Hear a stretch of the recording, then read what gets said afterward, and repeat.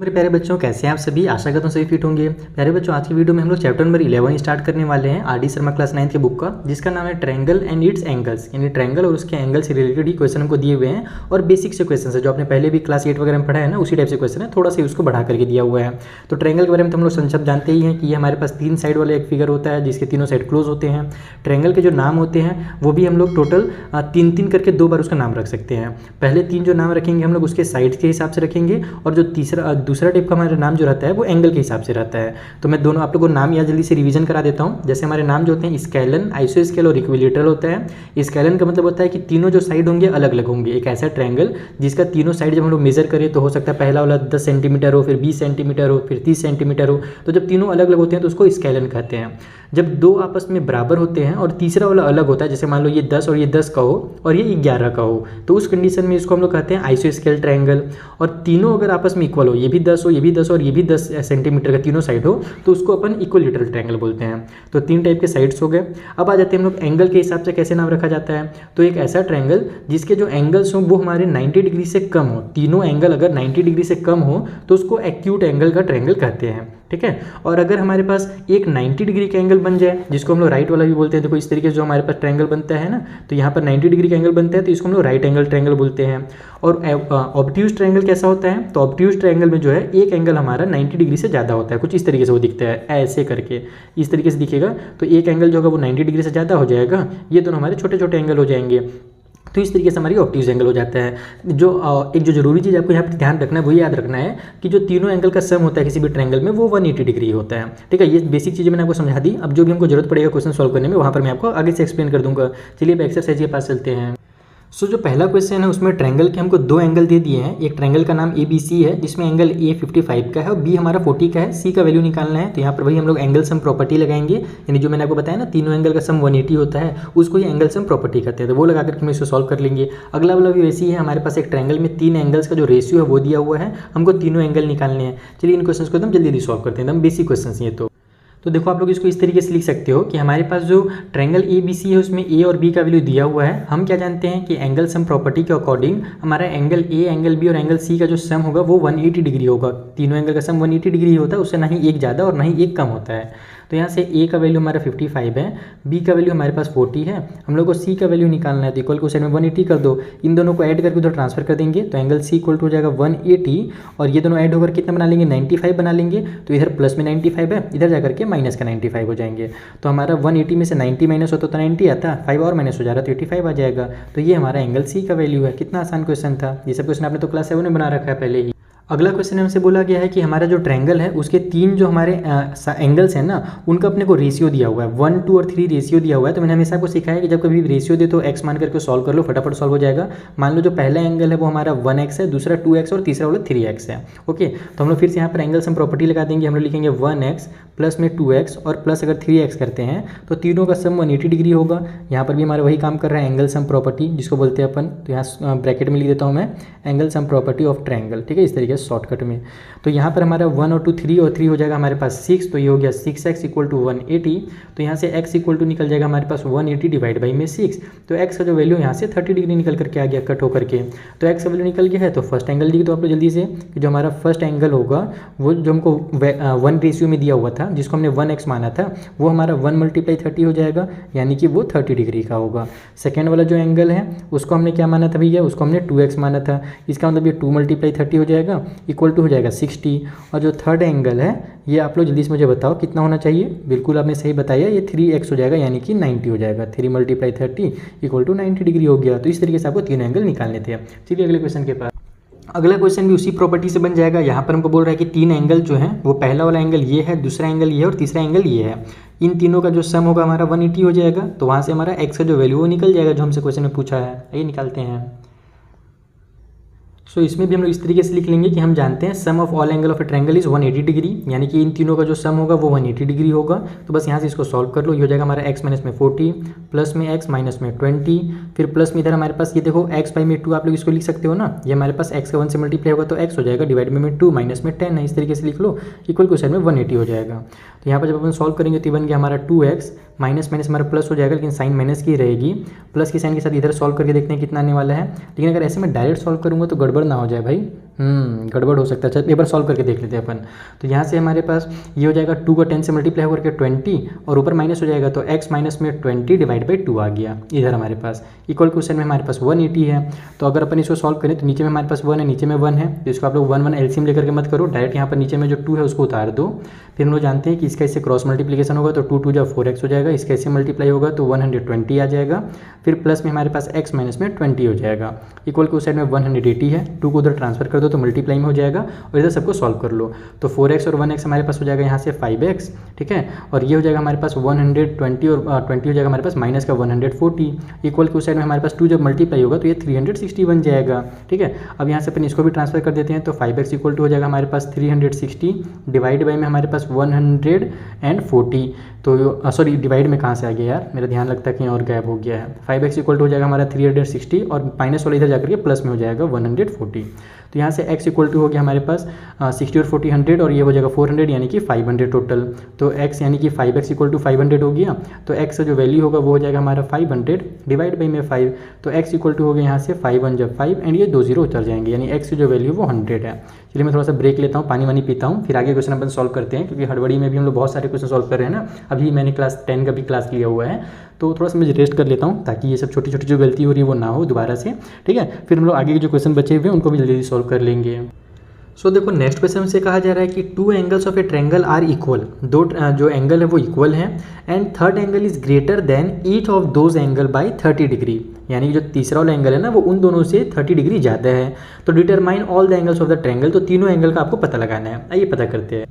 तो देखो इस तरीके से लिख लो कि मान लेते हैं कि जो हमारे इक्वल एंगल्स है वो क्या है, x हैं। तो मान लो ये दोनों जो एंगल हैं वो x हैं, और अकॉर्डिंग टू क्वेश्चन थर्ड वाला जो एंगल है ना ये इक्वल एंगल से 30 ज़्यादा है, यानी x से 30 ज़्यादा है, तो x प्लस 30 हो जाएगा थर्ड वाला एंगल। तो आप लोग लिख लो कि सो थर्ड एंगल जो होगा हमारे पास अकॉर्डिंग टू क्वेश्चन ये हमारा x प्लस में 30 डिग्री का हो जाएगा, ठीक है। इस तरीके से लगा सकते हो आप लोग, यहाँ पे भी डिग्री लगा सकते हो।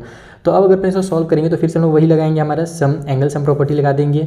तो यहाँ पर हम लोग लिखेंगे फिर से वही कि x प्लस में x 2 एंगल और प्लस में तीसरा वाला एंगल यानी कि x प्लस में 30 इक्वल टू हमारे पास 180 डिग्री हो जाएगा। यहाँ पर भी साइड में लिख दो जल्दी से एंगल सम प्रॉपर्टी, ठीक है। तो यहाँ से हमारे पास ये x से हमारे पास हो जाएगा 3x, और ये 30 को उधर ट्रांसफर कर देंगे तो 180 में से 30 जा करके माइनस हो जाएगा, तो 3x इक्वल टू आ जाएगा हमारे पास 150 डिग्री। तो x का जो वैल्यू हो जाएगा वो हो जाएगा हमारे पास 150 डिवाइड बाई में हमारा 3। x का वैल्यू निकालने के लिए कट कर लेंगे तो 3 5 जा 15 और 0 उतर जाएगा, तो x का वैल्यू 50 डिग्री आ गया, यानी कि फर्स्ट और जो हमारा सेकेंड एंगल है, first and second angles equal to हो जाएगा हमारे पास 50 डिग्री का, और जो थर्ड एंगल था हमारे पास वो कितना हो जाएगा भैया, तो वो हमारे पास x प्लस में 30 था, यानी कि 50 प्लस में 30 हो जाएगा इक्वल टू हो जाएगा हमारा 80 डिग्री। ये बन गया हमारा क्वेश्चन नंबर 4 भी कंप्लीट। सिंपल से क्वेश्चन थे। अब चलिए थोड़े से मुश्किल क्वेश्चन जो एनसीईआरटी एग्जाम्पलर आपके बुक में दिए हुए हैं उनको बनाते हैं। सो देखो जो अगला क्वेश्चन है इंपॉर्टेंट क्वेश्चन है, एनसीईआरटी एग्जाम्पलर के बुक से है। इसमें बोल रहा है कि प्रूव कीजिए कि ये जो ट्रायंगल है have must at least 2 acute angle, यानी किसी भी ट्रायंगल में कम से कम 2 हमारे एक्यूट एंगल्स होंगे। मान लो ये वाला और ये वाला 2 हमारा एक्यूट एंगल होगा, एक्यूट मतलब कि 90 डिग्री से कम का एंगल होगा। तो इसको किस टाइप से सॉल्व करते हैं, देखो इसका मेथड ये प्रूव करने का, आप लोग इसको केस करके, यानी कि इसको आप लोग समझ सकते हो कि एक तरह से खुद को पहले कुछ भी एज्यूम करो और उसको फिर गलत मानो। कॉन्ट्राडिक्शन वगैरह मैंने पढ़ाया है शायद क्लास 10 में, वहाँ पर आप लोग सीखोगे कि अपने ही कुछ एज्यूम करते हैं हम लोग और उसको फिर गलत साबित करते हैं, तब जाकर के हमारा ये क्लियर होता है।